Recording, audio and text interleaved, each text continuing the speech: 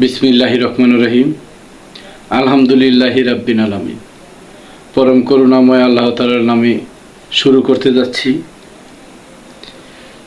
সকলের ভালোবাসা দোয়া আশা করছি।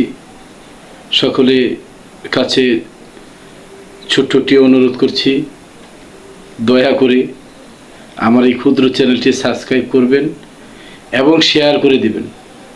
শেয়ারটাই হলো বড়। শেয়ারের মাধ্যমে পৃথিবীর সকল মানুষের কাছে আমার এই ভাববাণীগুলা পৌঁছাতে পারে, আমার এই চ্যানেলটা পৌঁছাতে পারে মানুষের মাঝে, এই চ্যানেলের কথাগুলো পৌঁছাতে পারে। আসুন আজকে ভালো একটি বিষয় নিয়ে আলোচনা করব। আধ্যাত্মিকতার ভালো একটি পর্যায়ে আমরা যাব ইনশাআল্লাহ। এবার আমার কাছে আমার ভক্ত সে জানতে চেয়েছে যে গুরু দয়াল, আমি জানতে চাই মানুষের দেহের যে কাম শক্তি, এটাকে কি দমন করা সম্ভব, অটল করা সম্ভব? লালন সাহিত্য তার গানে বলেছে, টলে জীব অটলে ঈশ্বর। ঈশ্বর মানে স্বয়ং আল্লাহর রঙে রঞ্জিত হওয়া যায়। এটা কি সম্ভব কিনা? আলহামদুলিল্লাহ, আসলে এটা সম্ভব।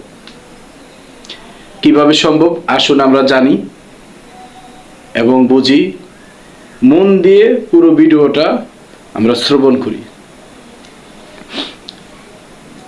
আমাদের দেহে যে কাম শক্তি, এটাকে কন্ট্রোল করতে হলে আগে শুক্রাণু সম্বন্ধে আমাদের জানতে হবে। এই শুক্রাণুর উৎপত্তি কোথা থেকে হয়?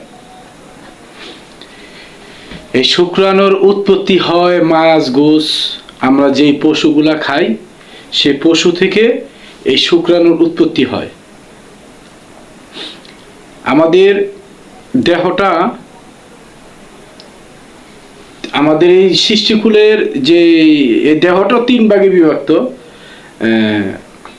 আমাদের এই দেহটা তিনটি ভাগে বিভক্ত: জেনারেট, অপারেট, ডেস্ট্রয়।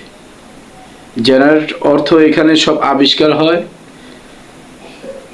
অপারেট অর্থ এই যে আমাদের হার্ট বা হৃদয় আমরা যেখানে বলি, মানুষ যাই কিছু বলুক এখানে অনুভূতি হয়।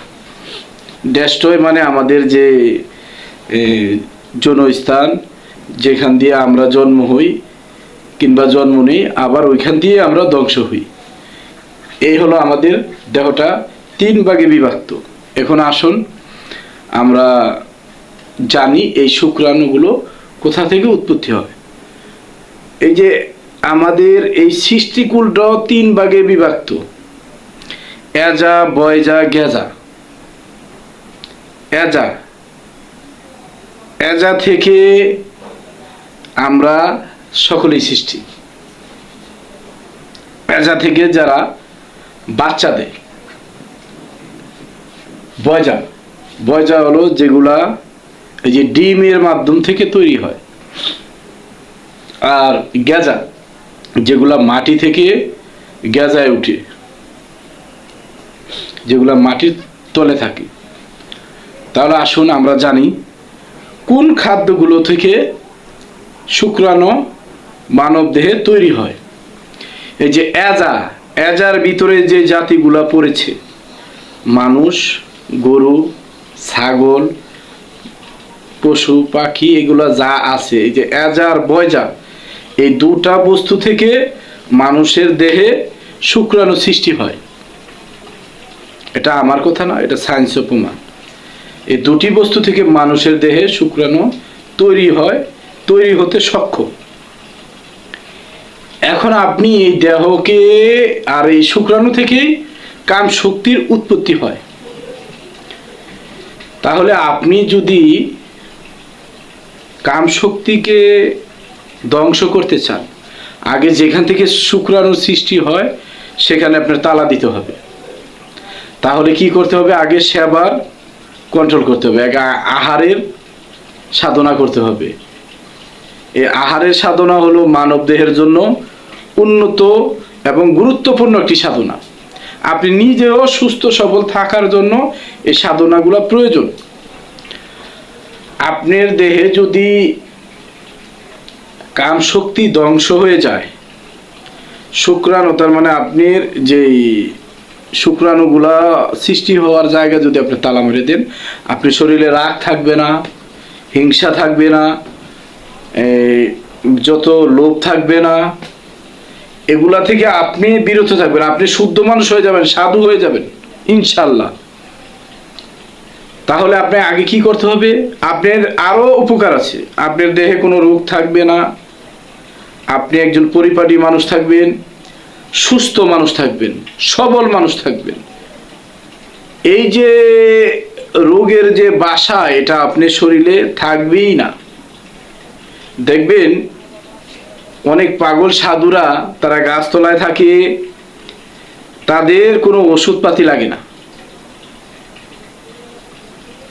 এই পাগলের ভাবে পাগল হতে পারলে আপনি নিজে সুস্থ থাকবেন, ভালো থাকবেন ইনশাল্লাহ। কিন্তু ঘর বাড়ি ছেড়ে না, আপনি এই সংসারের মাঝে থেকে আপনাকে